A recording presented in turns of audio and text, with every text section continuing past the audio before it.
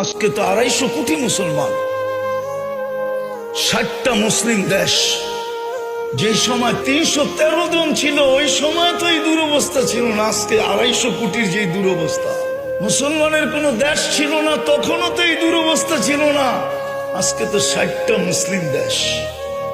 ওই সময় তো এই দুরবস্থা ছিল না, যখন পেটে ভাত ছিল না, শরীরে কাপড় ছিল না, পায়ে জুতা ছিল না, মাথা গোছার টাই ছিল না, তখনও তো এই দুরবস্থা ছিল না। আজকে তো মুসলমানের চেয়ে খায় না কেউ, বেশি খায় না।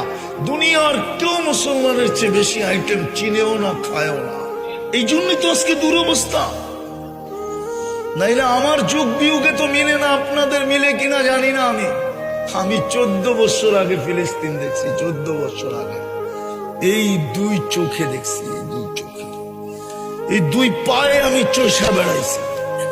এই জন্য আমার ভিতর চোখ বিয়োগ মিলে না যে ফিলিস্তিন মাটির সাথে মিশে কি করা, ওইখানে বোম ফাটে কি করা, ইরাক মাটির সাথে মিশলো কি করা, ওইখানে বোম ফাটলো কি করা।